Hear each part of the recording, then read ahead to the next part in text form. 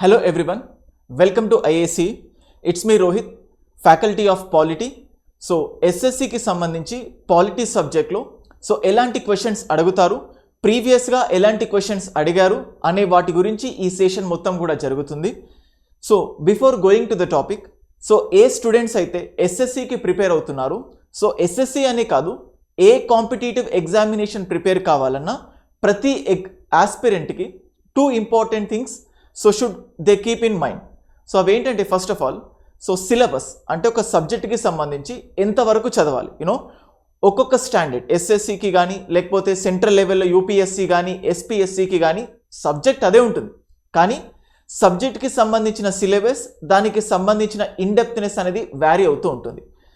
ఎంతవరకు ఇవ్వగలుగుతారంటే first of all syllabus చూడాలి. చూసిన తర్వాత ఈ సిలబస్లో నుంచి ఎలాంటి క్వశ్చన్స్ అడుగుతున్నారు అంటే the way of giving questions. కొంతమంది ఎక్కువ ఫ్యాక్ట్సే చదవాలా, లేకపోతే ఆర్టికల్స్ బేస్ పైనే చదవాలా, లేకపోతే అనలైటికల్ బేస్గా చదవాలా అని డిఫరెంట్ ఒపీనియన్స్, డిఫరెంట్ క్వశ్చన్స్ ఉంటాయి. వాళ్ళందరికీ కూడా ఒక సొల్యూషన్ ఏంటి అంటే ప్రీవియస్ ఇయర్స్ క్వశ్చన్స్ చూస్తే. ఆర్టికల్స్లో నుంచి ఎలాంటి క్వశ్చన్స్ అడుగుతున్నారు, ఫ్యాక్ట్ బేస్డ్ క్వశ్చన్స్ ఏంటి, అలాగే ఎగ్జామినర్ మైండ్ సెట్ కూడా ప్రతి ఒక్క ఆస్పిరెంట్కి క్లియర్గా అర్థమవుతుంది. అండ్ ఫర్ సపోజ్ ఇవాళ ఒక టైప్ ఆఫ్ క్వశ్చన్ ఇస్తే నెక్స్ట్ ఫర్దర్ ఎగ్జామినేషన్లో దానికి సంబంధించిన ఆన్సర్ కాకుండా మిగతా ఆప్షన్స్ ఏవైతే ఉన్నాయో దాంట్లో నుంచి కూడా క్వశ్చన్స్ అడగడానికి ఛాన్స్ ఉంది. ఒక క్వశ్చన్ చూసినప్పుడు దానికి ఆన్సర్ మాత్రమే కాకుండా మిగతా ఆప్షన్స్లో అవి దేనికి సంబంధించి దాంట్లో నుంచి రిలేటెడ్ క్వశ్చన్ ఎలా రావడానికి ఛాన్స్ ఉంది అనేవి గుర్తుపెట్టుకొని అలా చదివితే డెఫినెట్గా you can answer all the questions in the polity. Okay, let us discuss one by one. First question ఒకసారి చూసినట్లయితే, and before going to this one, ప్రతి క్వశ్చన్ మీకు స్క్రీన్ పైన డిస్ప్లే అవుతుంది. ఎగ్జాక్ట్గా ఆన్లైన్లో ఎగ్జామ్ రాసినట్టే క్వశ్చన్ పక్కన టైమర్ కూడా ఉంటుంది. ఈచ్ క్వశ్చన్కి మేము 10 seconds అలొకేట్ చేసాం. ఓకే, ఒక పేపర్ తీసుకొని ఫస్ట్ క్వశ్చన్ ఆప్షన్ ఏనా బీనా సీనా. ఓకే, ఒకవేళ ఏ పెడితే మీ ఒపీనియన్ ఏంటి, ఏది దృష్టిలో పెట్టుకొని మీరు ఆప్షన్ ఏని పెట్టారు, తర్వాత నేను ఎక్స్ప్లెయిన్ చేసిన తర్వాత అది మీకు తెలిసి మిస్టేక్ చేశారా, లేకపోతే ఆ కాన్సెప్ట్ని మీరు మర్చిపోయారా, ఇవన్నీ కూడా మీకు రివైజ్ అవుతాయి. ఓకే, 4 ఆప్షన్స్ 4 కాన్సెప్ట్స్ వస్తాయి. మీకు తెలిసిన ఆన్సర్కి సంబంధించిన కాన్సెప్ట్ కాకుండా మిగతా 4 కాన్సెప్ట్స్ కూడా, అలాగని ప్రతి దాన్ని కూడా ఎలాబొరేట్గా కాకుండా టు ద పాయింట్ ఎక్స్ప్లెయిన్ చేస్తూ ఉంటాం. ఓకేనా, let us go to the first question. If we go for the first question, time starts now. Just try to think about this one. ఎంత డెప్త్ అడుగుతున్నారు, ఇన్ని ఆర్టికల్స్ మీరు ఎప్పుడైనా చదివారా, ఎన్ని ఆర్టికల్స్ చదవాలి ఏంటి అని చెప్పేసి just try to attempt that. Stop. Okay, under which article of the Indian constitution are special provisions provided to the language spoken in a section of population. Okay, ఈ language spoken in a particular section of the population దానికి సంబంధించిన article ఏంటి అంటే చూడండి, మన Indian కాన్స్టిట్యూషన్లో 395 articles ఉన్నాయి. Of course present around 480+ articles ఉన్నాయి, కానీ వాటి పక్కన నంబర్ మాత్రం ఎప్పటికీ 395 ఉంటాయి. చాలా మందికి తెలియని థింగ్ ఇది, 401 ఆర్టికల్, 420 ఆర్టికల్ అంటే you will not get the answer for that article 421, 425, 448 what ever it may be. మనకు మొత్తం ఉన్నాయి 395 ఆర్టికల్స్. అయితే అన్ని ఆర్టికల్స్ చదవాల్సిన అవసరం లేదు, ఒక టాపిక్కి సంబంధించిన ఆర్టికల్స్ గుర్తుపెట్టుకున్నా సరిపోతాయి. ఇప్పుడు మనకు లాంగ్వేజెస్ అనే పాయింట్ ఇచ్చారు. బేసికల్గా ఇది అఫీషియల్ లాంగ్వేజ్ అనే దానికి సంబంధించిన క్వశ్చన్. మనకు ఆర్టికల్ 343, ఓకే, ఆర్టికల్ 343 నుంచి ఆర్టికల్ 351 వరకు, one or the other way related to the official languages 343 నుంచి 351 వరకు. ఇలా లాంగ్వేజెస్కి సంబంధించిన ఈ ఆర్టికల్ ఇచ్చినా కానీ 343, 45, 46, 47 దాదాపుగా అంత టిపికల్గా అంత డిఫికల్ట్గా అడగరు. ఓకే, దానికి దరిదాపుల్లో ఇస్తారు. చూడండి, 374, 357, 347, 337 అంటే 343 నుంచి 351 మొత్తం అఫీషియల్ లాంగ్వేజ్కి. ఇందులో మీకు ఏం కన్ఫ్యూజన్స్ లేవు. 374, 357, 337 మనం ఈజీగా ఎలిమినేట్ చేయగలుగుతాం. కానీ మనకు 347 ఆర్టికల్ ఏంటో పర్టికులర్గా తెలీదు, కానీ అది ఏ కేటగిరీ ఆఫ్ ఆర్టికల్స్ వస్తాయి అంటే 343 నుంచి 351 అఫీషియల్ లాంగ్వేజెస్. అలా గుర్తుపెట్టుకుంటే ఇప్పుడు ఫర్ సపోజ్ చూడండి గైస్, ఆర్టికల్ 352 ఉంది. ఆర్టికల్ 352 నుంచి ఆర్టికల్ 360 వరకు ఇదంతా కూడా ఏంటంటే ఎమర్జెన్సీ ప్రొవిజన్స్కి సంబంధించిన ఆర్టికల్స్. సో దాంట్లో నుంచి ఒక ఆర్టికల్ బేస్డ్ క్వశ్చన్ అడిగితే సో డెఫినెట్గా ఇట్లాంటి టైప్ ఆఫ్ క్వశ్చన్ ఇస్తే యూ కెన్ ఈజీలీ ఆన్సర్. అది ఎమర్జెన్సీ. ఆర్టికల్ 353 దేనికి సంబంధించిందంటే one or the other way related to the emergency. ఇప్పుడు ఫర్ సపోజ్ చూడండి ఆర్టికల్ 330, ఆర్టికల్ 330 నుంచి ఆర్టికల్ 342 వరకు, 330 నుంచి 342 వరకు special provision to some clauses, SC కానీ ఎస్టీ కానీ బీసీలు కానీ ఉంటారు కదా. సో 330 నుంచి 342 వరకు వాళ్ళకు సంబంధించిన ప్రొవిజన్స్. ఫర్ సపోజ్ ఇప్పుడు 324 టు 329, 324 నుంచి 329 వరకు ఎలక్షన్ కమిషన్కి సంబంధించిన ఆర్టికల్స్. ఫర్ సపోజ్ 315, ఓకే, 315 నుంచి 323 వరకు ఇదంతా కూడా యూపీఎస్సీ ఎస్పీఎస్సీకి సంబంధించిన ఆర్టికల్స్.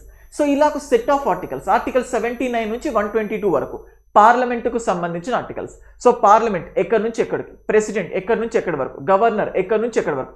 సో ఇలా అన్నిటిని గుర్తుపెట్టుకుంటే ఆర్టికల్ బేస్డ్ క్వశ్చన్స్ వచ్చినప్పుడు you can easily answer them. ఓకేనా. So it's just technique or trick for you. So trick అని కాదు, ఎలా చదువుకోవాలి, అన్ని ఆర్టికల్స్ గుర్తుపెట్టుకోవాల్సిన అవసరం లేదు అని చెప్పడానికి I just try to explain you. Okay. So option C is the answer for this question. So now let us go for the next question. Your time starts now.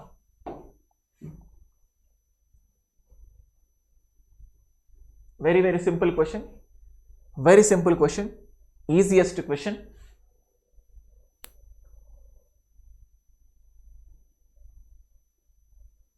Time up. Okay. How many schedules are there in the Indian Constitution? Okay. At the beginning of the Constitution అని ఇస్తారు, at present అని ఇస్తారు. Okay. So for suppose ఇప్పుడు చూడండి, by the time of 1986, how many schedules are there in the Indian Constitution? By the time of 1990, how many schedules are there in the Indian Constitution? కొంచెం డిఫరెంట్గా అడగాలనుకుంటే, okay. So 1985లో 10th schedule వచ్చింది, 1985లో. So 11th schedule ఏమో పంచాయత్స్, అది 1992లో వచ్చింది. అంటే 1992 వరకు 10 షెడ్యూల్సే ఉన్నాయి. Okay. So present ఎన్ని అంటే 12 షెడ్యూల్స్ ఉన్నాయి. ఓకే. 11th షెడ్యూల్ ఏమో పంచాయత్స్, 12th షెడ్యూల్ ఏమో మున్సిపాలిటీస్. పంచాయత్స్ ఏమో 1992లో 73rd అమెండ్మెంట్ యాక్ట్ ద్వారా తీసుకురావడం జరిగింది. Municipalities 74th constitutional amendment act ద్వారా 1992లో. 10th షెడ్యూల్ ఏమో 1985లో. 10th షెడ్యూల్ ఎప్పుడు వచ్చింది? 1985లో through 52nd constitutional amendment act ద్వారా 10th షెడ్యూల్. అంటే మొత్తం సిన్స్ ద బిగినింగ్, అంటే స్టార్టింగ్లో 8 షెడ్యూల్స్ మాత్రమే ఉండేవి. స్టార్టింగ్లో there use to be 8 schedules, but now there are 12 schedules. Okay. 9th schedule ఏమో 1951లో ఫస్ట్ కాన్స్టిట్యూషనల్ అమెండ్మెంట్ యాక్ట్ ద్వారా వచ్చింది. 10th ఏమో 1985లో, 11th 12th ఏమో 1992లో వచ్చాయి. సో ఏ షెడ్యూల్ ఏ అమెండ్మెంట్ యాక్ట్ ద్వారా ఏ సంవత్సరంలో వచ్చాయి, ఆ పాయింట్ ఆఫ్ వ్యూలో క్వశ్చన్స్ అడిగితే you can easily answer this. ఓకేనా. Now let's go for the second question. Next question, third question. Time starts now.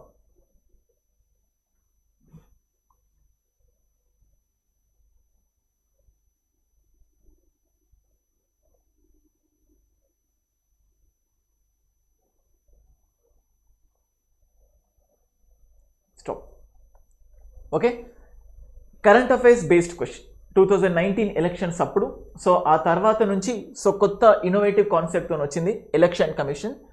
Which of the following authorities launched political parties registration tracking management system? Okay. Political parties చూడండి, in case మీకు ఇది తెలియకపోయిన answer, so with a kind of analysis లేకపోతే ఒక kind of overview లాగా guess ద్వారా కూడా మీరు ఆన్సర్ చెప్పొచ్చు.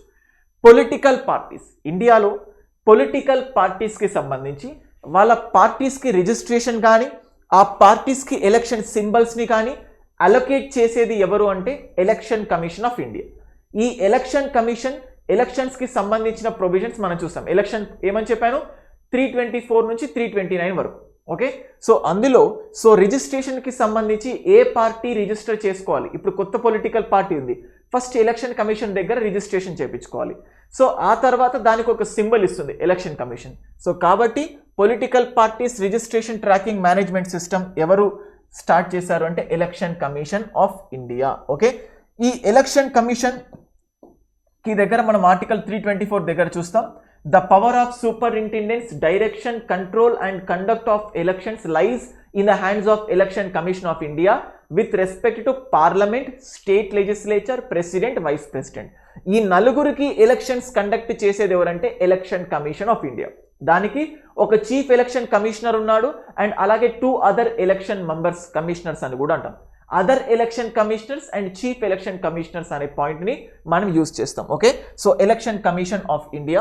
సో చూడండి ఇక్కడ ఏంటంటే ఒక పొలిటికల్ పార్టీ రిజిస్టర్ చేసుకుంటే సో దాని రిజిస్ట్రేషన్ యాక్సెప్టెన్స్కి సంబంధించి ప్రాసెస్ ఎక్కడి వరకు జరిగింది దాన్ని ఐడెంటిఫై చేసుకోవడానికి కోసం, అంటే మనం ఒక పోస్ట్ని వేసినప్పుడు దాని ట్రాకింగ్ ఐడి ఉంటుంది కదా ఫ్లిప్కార్ట్లో కానీ అమెజాన్లో కానీ, అలాగే మన రిజిస్ట్రేషన్ యొక్క ట్రాకింగ్ తెలుసుకోవడానికి ఈ కాన్సెప్ట్తో వచ్చింది.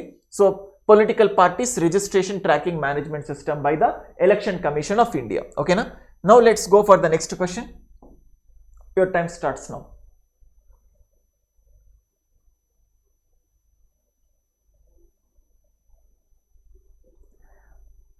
ఇండైరెక్ట్లీ ఇది మోడర్న్ హిస్టరీకి సంబంధించిన question.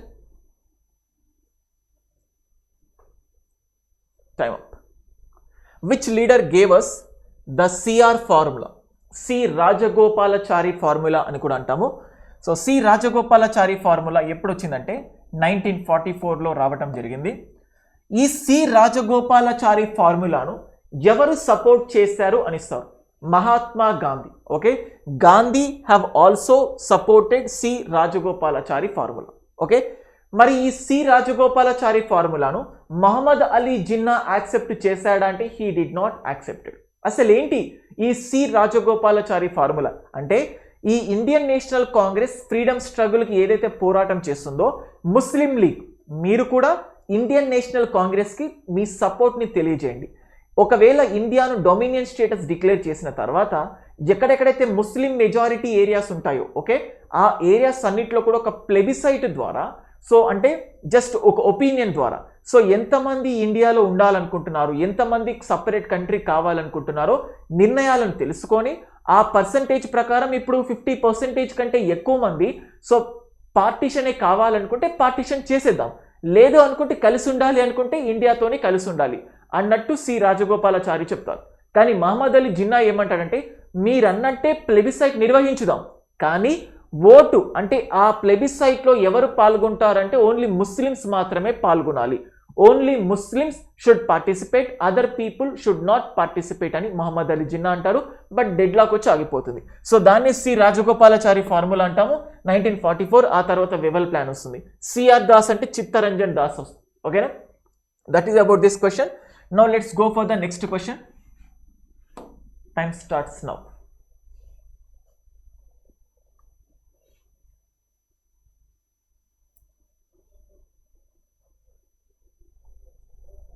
Simple but indirect question. Stop. Supreme Court has declared access to internet a fundamental right under article dash of the Indian Constitution. చూడండి, మన ఇండియాలో ఆల్రెడీ ఎగ్జిస్టింగ్ ఫండమెంటల్ రైట్స్ ఏవైతే ఉన్నాయో వీటి నుంచి మళ్ళీ కొత్త కొత్త ఫండమెంటల్ రైట్స్ అనేవి డిరైవ్ అవుతూ వచ్చాయి. ఇప్పుడు రైట్ టు లైఫ్ దగ్గర right to education is also part of a right to life అని, right to have a protective environment లేకపోతే క్లీన్ ఎన్వైరన్మెంట్ అనేది రైట్ టు లైఫ్లో చెప్పడం జరిగింది. Right to life also includes right to die with dignity అని చెప్పడం జరిగింది. Already existing fundamental rights నుంచి కొత్త కొత్తగా చాలా వరకు డిరైవ్ అయ్యాయి. అలాగే ఇప్పుడు supreme, so access to the internet a fundamental right, internet access కూడా ఒక ఫండమెంటల్ రైట్ అనేది ఏ ఫండమెంటల్ రైట్లో చెప్పింది అని అంటే that is nothing but article 19 freedom of speech and expression. Okay, అంటే చూడండి ఇప్పుడు ఈ ఆర్టికల్ 19లోనే ఇట్ ఇన్హరెంట్లీ అంటే it indirectly includes right to freedom of press.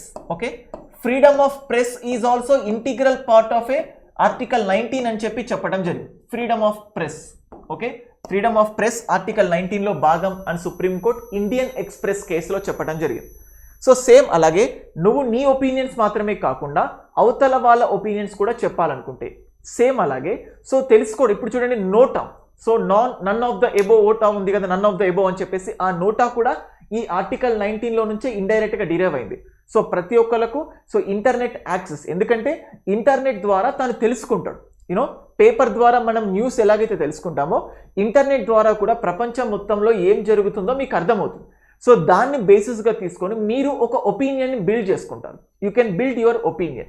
So ఏది తప్పు ఏది ఒప్పు, వ్యాక్సిన్స్ మంచివా చెడువా, ఏ వ్యాక్సిన్ మంచిది ఏ వ్యాక్సిన్ మంచిది కాదు, so vaccine time period, vaccine awareness, so ఏదైనా కూడా మీకు తెలుస్తుంది. సో ఇంటర్నెట్ యాక్సెస్ కూడా ఉంటే మీలో మీరు క్వశ్చన్ చేయడం కానీ సో పర్సనాలిటీగా మీరు డెవలప్ అవ్వడానికి ఛాన్స్ ఉంటుంది. కాబట్టి సో ఈ supreme court internet a fundamental right అని చెప్పేసి ఆర్టికల్ 19లోనే ఒక fundamental right of the Indian constitution అని చెప్పడం జరిగింది. సో బేసికల్గా కన్ఫ్యూజ్ ఎక్కడ అవుతారంటే సేమ్ దీన్నే రైట్ టు లైఫ్ కిందకు కూడా చెప్పుకుంటూ ఉంటారు, but it's a part of a article 19 freedom of speech and expression. Okay, so confuse ఎక్కడ అవుతారంటే రైట్ టు లైఫ్ కిందకు కూడా వస్తుంది.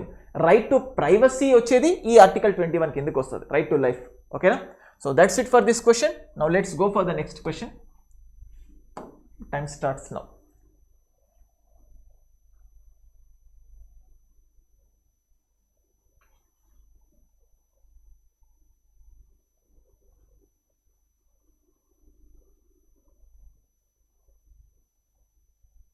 Time up. సో ఇది హిస్టారికల్ బ్యాక్గ్రౌండ్. ఓకే, హిస్టారికల్ బ్యాక్గ్రౌండ్కి సంబంధించి చాలా డిఫరెంట్ టైప్స్లో క్వశ్చన్స్ అడుగుతారు. అందులో one of the very important thing అంటే సో హిస్టారికల్ బ్యాక్గ్రౌండ్ అంత ఇంపార్టెంట్, దాన్ని నెగ్లెక్ట్ చేద్దామని చాలామంది అనుకుంటారు. ప్రతి 1 or 2 ఇయర్స్లో ప్రతి సంవత్సరం ఎస్ఎస్సి కండక్ట్ చేసే ఏదో ఒక ఎగ్జామ్లో సిజిఏలో సిహెచ్ఎస్ఎల్లో కానీ లేకపోతే ఎంటీఎస్ఓ కానీ జీడీ కానీ లేకపోతే నెక్స్ట్ ఇయర్ కానీ ఏదో రకంగా హిస్టారికల్ బ్యాక్గ్రౌండ్లో నుంచి క్వశ్చన్స్ అడుగుతున్నారు. Okay, 1773 regulating act, 1784 Pitt's India act, so ఆ తర్వాత 1793 నుంచి చార్టర్ యాక్ట్స్ వస్తాయి ప్రతి 20 ఇయర్స్కి. 1793 charter act, 1813 charter act, 1833 charter act, 1853 charter act, ఆ తర్వాత చార్టర్ యాక్ట్స్ ఆగిపోతాయి. ఓకే, సో అలా దానికి సంబంధించిన question. The act that transferred the powers from the British East India Company to the British Crown in India. East India Company నుంచి British crown కి powers transfer అయిన act ఏది అని ఇస్తున్నారు. That is nothing but government of India act. Okay, so government of India act 1858 అని చెప్పి మనం పిలుస్తాం. Transfer the powers from the British east India company to the British crown. ఈ టైంలోనే సో ఈ 1858 యాక్ట్ ప్రకారమే సో అప్పటి వరకు గవర్నర్ జనరల్ ఆఫ్ ఇండియాగా పిలిచే వాళ్ళము. సో ఈ గవర్నర్ జనరల్ ఆఫ్ ఇండియాను మళ్ళీ వైస్రాయ్గా పిలవడం స్టార్ట్ చేశారు. Governor general of India was again called as a viceroy. ఎప్పటి నుంచి? 1858 నుంచి. ఎప్పటి వరకు అంటే సో మనకు 1935 గవర్నమెంట్ ఆఫ్ ఇండియా యాక్ట్ వచ్చింది కదా, అఫ్ కోర్స్ అది 1946 తర్వాత ఇంప్లిమెంట్ అయిపోయింది. So governor general of India. So తర్వాత సో 1935 యాక్ట్ ప్రకారం మళ్ళీ మనం ఏమని పిలుస్తున్నాం? గవర్నర్ జనరల్ ఆఫ్ ఇండియా అని. సో లాస్ట్ గవర్నర్ జనరల్ అంటే మనకి ఇండియన్ ఇండిపెండెన్స్ యాక్ట్ ఉంది కదా, ఈ ఇండియన్ ఇండిపెండెన్స్ యాక్ట్ 1935 యాక్ట్ ప్రకారం రావడం జరిగింది. అందుకే so last governor general of India అంటే that is nothing but Lord Mountbatten అంటాము. అండ్ అలాగే so first Indian to become governor general of India అంటే ఇంతకుముందు మనం మాట్లాడుకున్న సి రాజగోపాలాచారి. ఎందుకు ఈ పాయింట్ చెప్తున్నానంటే వైస్రాయ్ అనే పదం వాడట్లేదు. Governor general of independent India from Indians అంటే C Rajagopalachari. Last governor general అంటే కూడా దట్ ఈస్ నథింగ్ బట్ మౌంట్ బ్యాటనే ఉంటాడు. ఎందుకంటే ఇండియన్ ఇండిపెండెన్స్ యాక్ట్ అయిపోయిన తర్వాత అప్పటికి మౌంట్ బ్యాటన్ని గవర్నర్ జనరల్గా మనం పిలవడం స్టార్ట్ చేస్తున్నాం. ఓకే, సో అయితే ఇది సో గవర్నర్ జనరల్ ఆఫ్ ఇండియాను వైస్రాయ్ అని ఎప్పటి నుంచి పిలుస్తున్నాం అంటే 1858. Last governor general of India and అలాగే ఫస్ట్ వైస్రాయ్ ఆఫ్ ఇండియా అంటే లార్డ్ క్యానింగ్. మళ్ళీ తర్వాత ఎప్పుడు 1935 యాక్ట్ అయిపోయిన తర్వాత అది ఇంప్లిమెంట్ అయిపోయిన తర్వాత మారుతుంది. కానీ బేసికల్గా దీని ప్రకారం last governor general of India is lord canning. First viceroy of India is nothing but lord canning. ఇదే టైంలో సెక్రటరీ ఆఫ్ స్టేట్ అనే కొత్త పోస్ట్ కూడా అపాయింట్ చేయడం జరిగింది. So Charles Wood is the first secretary of state. తనతో పాటు 15 members ఉంటారు. So council, secretary of state and councils అని పిలుస్తూ ఉంటాము. This is 1858. ఓకే, అండ్ అలాగే ఏ యాక్ట్ ప్రకారం మన ఇండియన్ టెరిటరీస్ ఏవైతే ఉన్నాయో దాన్ని బ్రిటిష్ పొసెషన్స్ అని పిలవడం స్టార్ట్ చేశారు. So from which act Indian territories were called as a British possessions అంటాం. Okay, that is nothing but Pitt's India act. 1784 Pitt's India act ప్రకారం భారతదేశ భూభాగాలను బ్రిటిష్ పొసెషన్స్ అని ఫస్ట్ టైం పిలిచారు. అండ్ అలాగే ఇన్ హర్ మ్యాజెస్ట్రీ అంటే in the trust of her majesty అని ఎప్పటి నుంచి అంటే 1833. అంటే ఇండియన్ టెరిటరీస్ ఏవైతే ఉన్నాయో వాటిని in the trust of her majesty అని ఎప్పుడు పిలిచారు అంటే 1833 గవర్నమెంట్ ఆఫ్ ఇండియా యాక్ట్ ప్రకారం.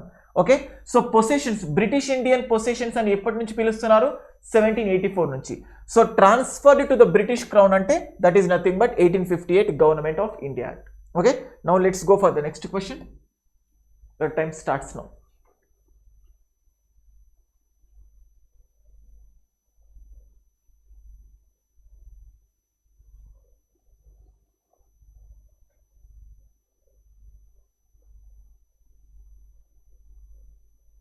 Time up. So, under which article of the Indian Constitution Hindi is declared as the official language? చూడండి, మీకు ఇంతకు ముందే నేను ఎక్స్ప్లెయిన్ చేశాను. ఇలాంటి ఆర్టికల్స్ వస్తే మనం ఏం చేయాలి? అసలు మీకు దీనికి సంబంధమే లేదు. You do not know the any article, కానీ జస్ట్ మీకు ఒక్కొక్క పార్ట్స్ని చదువుకోమని చెప్పాను కదా. సో చూడండి ఏమని చెప్పాను, 343 నుంచి, ఆర్టికల్ 343 నుంచి 351 వరకు ఏమని చెప్పాను? అఫీషియల్ లాంగ్వేజెస్కి సంబంధించిన ఆర్టికల్స్. ఇప్పుడు 343 నుంచి 351 వరకు ఏమేమి ఉన్నాయి చెప్పండి? 273 లేదు, 360 లేదు, 370 కూడా లేదు. సో ఈజీగా మనకు ఆన్సర్ ఏమొచ్చేస్తుంది? Option B. That is the thing. So చూడండి, ఈ సెషన్ ద్వారా, ఈ వీడియో లెక్చర్ ద్వారా అంటే మీకు ఒక క్వశ్చన్కి ఆన్సర్ మాత్రమే కాకుండా ఆ క్వశ్చన్ని డిఫరెంట్ వేస్లో ఎగ్జామ్లో ఇస్తే ఎలా ఆన్సర్ చేయాలి, సో దానికి సంబంధించిన ఇలాంటి క్వశ్చన్స్ వచ్చినప్పుడు మనం ఎలా గుర్తు పెట్టుకోవాలి అనేది అన్నట్టు. Okay, so article 350 official language of the country Hindi అని చెప్తుంది. So that is article 353. ఓకేనా, now let's go for the next question. Time starts now. Think about it.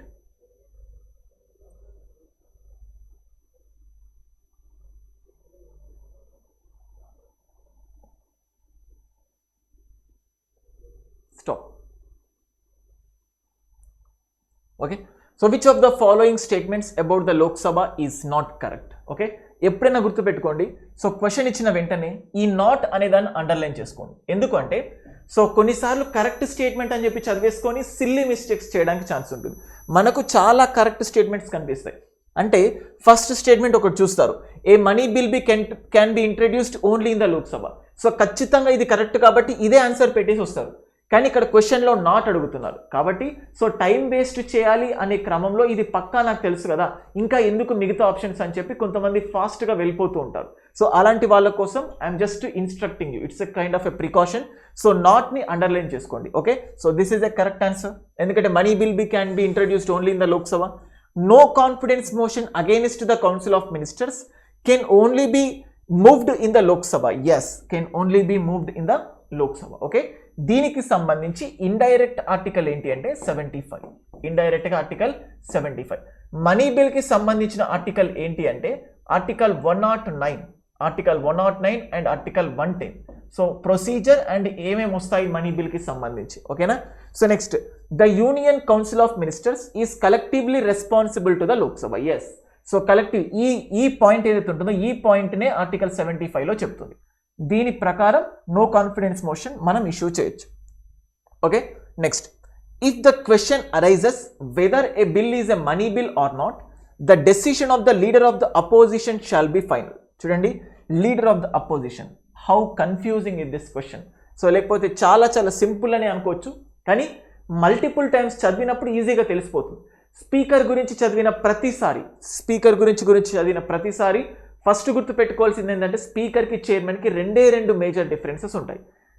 ఒక bill money bill yes or no అని decide చేసేది speaker, and joint sitting ఉన్నప్పుడు ఆ joint sitting జరిగినప్పుడు కంప్లీట్గా కంబైన్డ్ లెక్చర్ అంటే joint sitting కూర్చున్నప్పుడు ప్రిసైడింగ్ ఆఫీసర్గా స్పీకర్ మాత్రమే ఉంటారు.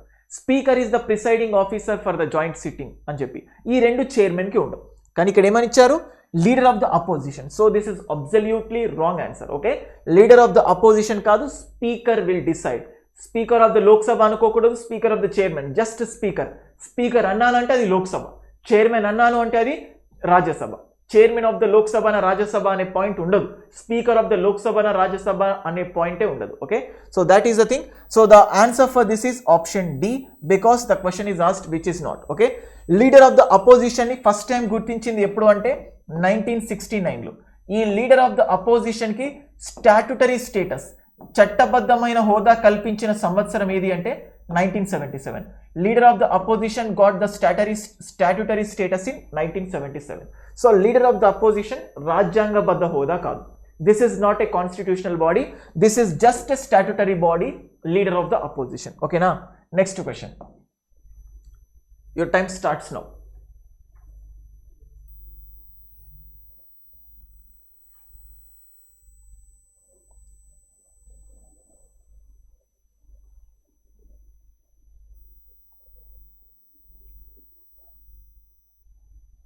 Stop. Okay, under which article can the parliament amend the constitution? Simplest of the simplest. So chala simple article 368. Inta simple sir ante, once if you thoroughly complete the syllabus of the polity, you will feel this article is very easy. Okay, article 368. అయితే చూడండి, so ఇంకొక point అంటే constitution amendment మొత్తం కూడా special majority అంటే కాదు. Okay, constitution అమెండ్మెంట్కి only పార్లమెంటే ప్రతిసారి involve అవుతుందంటే కాదు. కాన్స్టిట్యూషన్ని అమెండ్ చేసేటప్పుడు కొన్ని సింపుల్ మెజారిటీ ద్వారా అమెండ్ చేస్తారు, కొన్ని స్పెషల్ మెజారిటీ ద్వారా అమెండ్ చేస్తారు. ఈ టైప్ ఆఫ్ క్వశ్చన్ అడగొచ్చు. All the provisions in the constitution can be amended only by a special majority. Wrong. Only by a simple majority. Wrong. Both special and simple. Next, all the provisions of the constitution requires only approval of the parliament. Wrong. So కావాలంటే కొన్ని provisions కి 50% of the states permission కూడా కావాలి. Okay, ఇలాంటి point of questions అడగడానికి chance ఉంటుంది. Okay, so that is about article 368. ఓకేనా, so very simple question. Next, if you go for the next question, time starts now.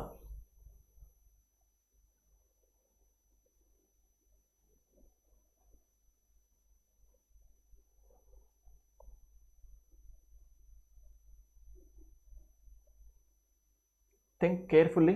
Already చెప్పాను ఈ క్వశ్చన్కి సంబంధించిన పాయింట్. స్టాప్. ఈ క్వశ్చన్కి సంబంధించిన పాయింట్ ఇంతకుముందే నేను చెప్పాను, I mean previous క్వశ్చన్స్లో.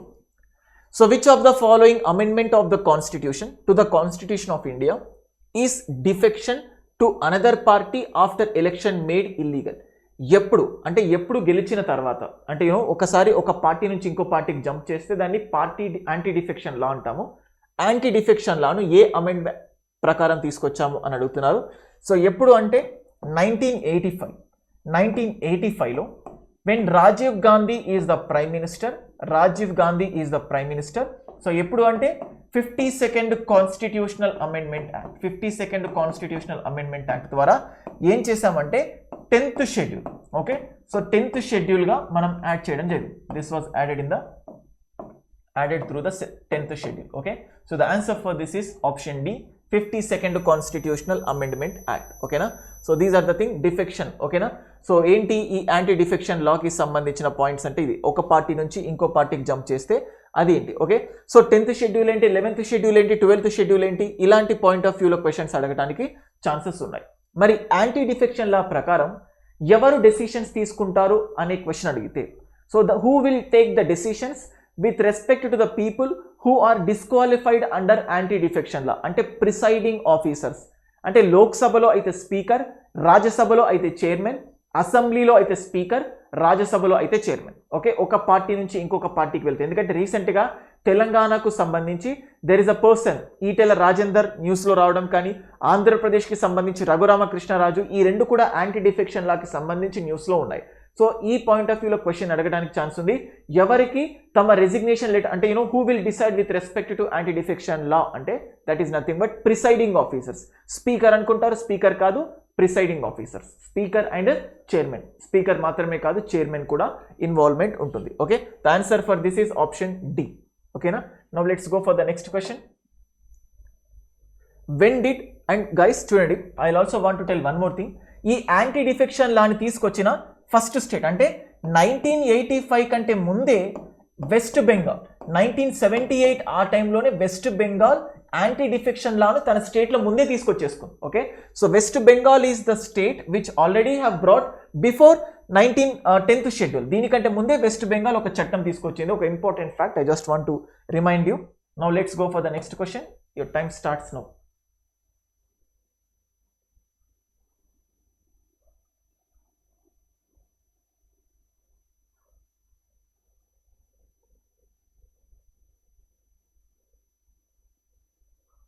Stop.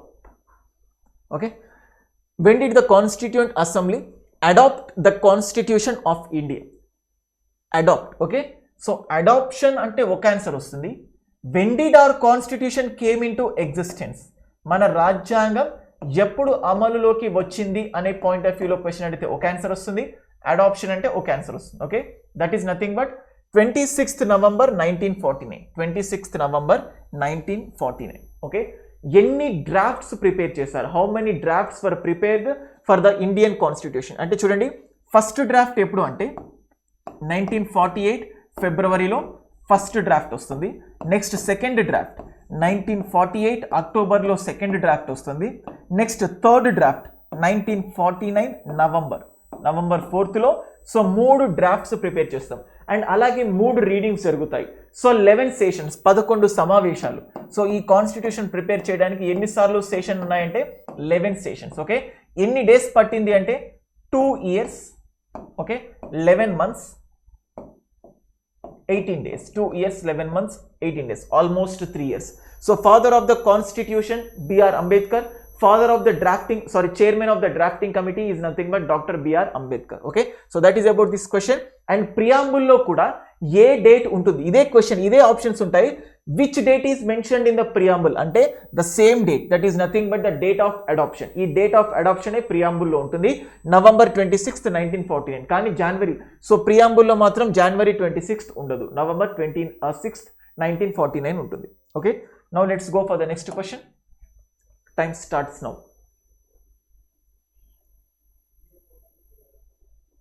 So indirectly related to the modern history.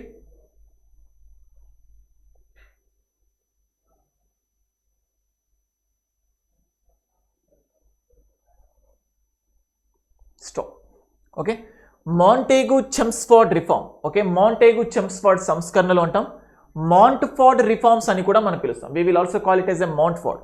Montaigu is the Secretary of State, Chelmsford is the Viceroy. Okay, so దేని అంటాము అంటే 1919 Government of India Act 1919. Okay,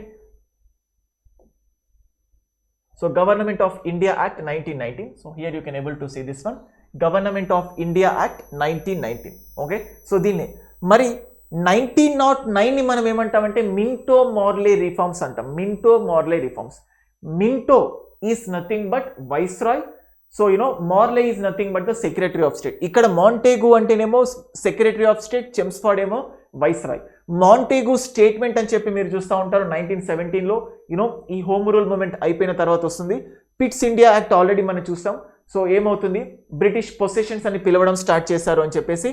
Indian independence act ఇది ఎప్పుడు pass అయింది చూడండి. when did Indian Independence Act received the consent of the royal? Okay, royal assent అంటే British royal assent, అక్కడ crown assent ఎప్పుడు తీసుకున్నారు అంటే July 18th. Okay, July 18th 1947. Indian independence act ఎప్పుడు పాస్ అయింది అంటే July 18th 1947. అప్పుడు ప్రైమ్ మినిస్టర్ ఎవరు ఉన్నారంటే క్లిమెంట్ Atlee is the prime minister. Okay, charter act 1813 ఇవన్నీ కూడా మనం హిస్టారికల్ బ్యాక్గ్రౌండ్ అని చెప్పి మనం చూసాము. So option D is the answer for this question. Now let's go for the next question. So 5-year plan was introduced in India in which year?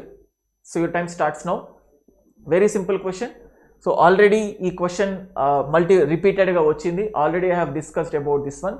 So 5-year plan was introduced in which year? దీనికి సంబంధించి ఒక indirect question వచ్చింది. Stop.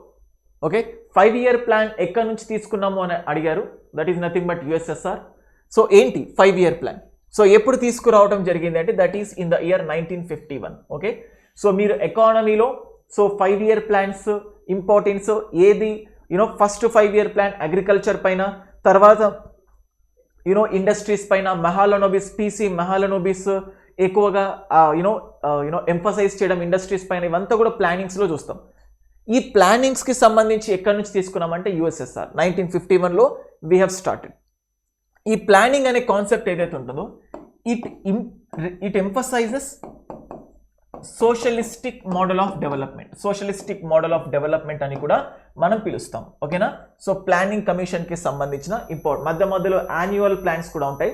ఈ planning కమిషన్కి సంబంధించి 1938లో Subhash Chandrabose, okay, so Tripuri అనే session ఉంటుంది. Subhash Chandrabose, when Subhash Chandrabose is the president of the Indian national congress, ఆ టైంలో for the first time they have discussed about this thing, ఈ ప్లానింగ్ కమిషన్ గురించి. But anyhow this is thing that is about history. But planning commission ఎప్పుడు start అయింది, plannings ఎప్పుడు start అయ్యాయంటే 1951. ఈ planning commission ప్లేస్లోనే ప్లానింగ్ వెళ్ళిపోయింది. ఆ ప్లాన్స్ మాత్రమే కాకుండా నీతి ఆయోగ్ రావడం జరిగింది. ఓకేనా? సో మన పాలిటీలో డిస్కస్ చేస్తే ప్లానింగ్ కమిషన్ ఇది స్టాట్యుటరీ బాడీ కాదు, ఇది కాన్స్టిట్యూషనల్ బాడీ కాదు. It is a non constitutional, non statutory body. చట్టబద్ధం కాదు, రాజ్యాంగంలో కూడా దీని గురించి ప్రస్తావించడం లేదు. దీని స్థానంలోనే నీతి ఆయోగ్ వచ్చింది. ఆ నీతి ఆయోగ్ కూడా రాజ్యాంగంలో మెన్షన్ చేసి లేదు. It is Nar even mention in the statutory. ఇది చట్టబద్ధమైన సంస్థ కూడా కాదు. ఫస్ట్ ప్లాన్ 1951లో స్టార్ట్ అయింది. Okay, now let's move on to the next question. Your time starts now.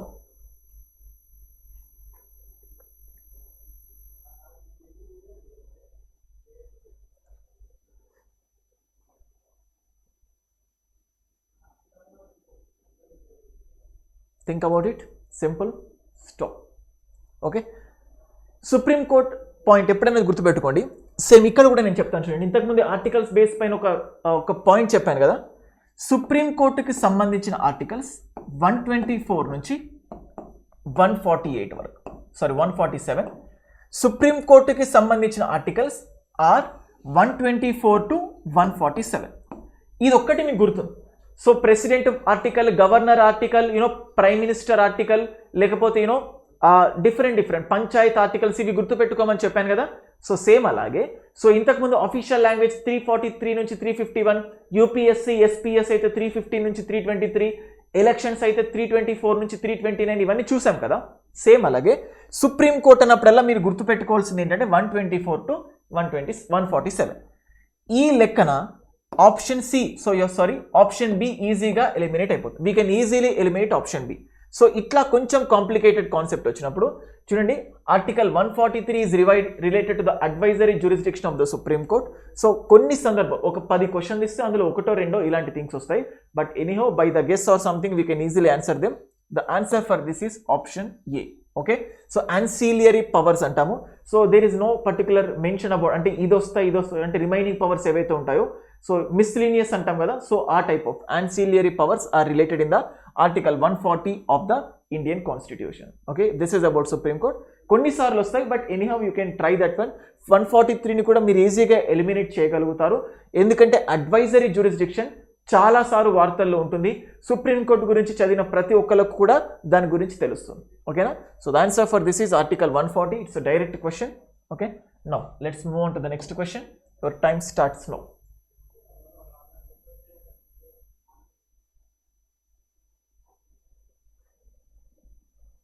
Under which article of the Indian Constitution is President's rule applied in a state? Is President's rule applied in a state? Stop. Okay. So మీకు ఇంతకుముందు చెప్పిన point లాగానే emergency ప్రొవిజన్స్కి సంబంధించి article 352 నుంచి 360 వరకు, 352, 360 or one or the other way related to the emergency provisions. 350 నుంచి 352 to 360. So ఇక్కడ మనకి ఏమేమి వస్తాయి, ఇది ఎలిమినేట్ అయిపోతుంది, ఇది ఎలిమినేట్ అయిపోతుంది, ఇది కూడా ఎలిమినేట్ అయిపోతుంది. మీకు తెలీదు అసలు ప్రెసిడెంట్స్ రూల్ ఏంటి, కానీ ఎమర్జెన్సీ ప్రొవిజన్స్ ఎక్కడి నుంచి ఎక్కడి వరకు అన్నాను, 352 నుంచి 360 వరకు.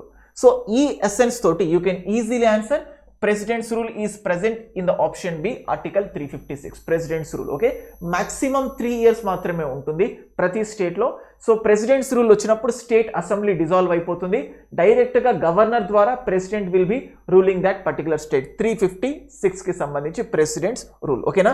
So emergency provisions are with respect to this thing. Okay, so that's all for this lecture. So ఇవి గైస్ అంటే క్వశ్చన్. సో ఇప్పుడు ఇవి చూస్తే డెఫినెట్గా సో కంప్లీట్గా ఒక క్వశ్చన్లో దానికి సంబంధించిన డిఫరెంట్ కాన్సెప్ట్స్, దాని సరౌండింగ్ కాన్సెప్ట్స్, ఒక టెక్నిక్ ఎలా గుర్తుంటే బాగుంటుంది, సో ఆర్టికల్స్ ఎలా ఉంటాయి, so everything some or the other way you are learning something. So this is the main motto of doing this lectures. Hope you have like this lecture. So ఖచ్చితంగా మీకు ఇది useful అయిందని భావిస్తున్నాను. Okay, so continue watching our lectures and thanks for your support. Thank you guys.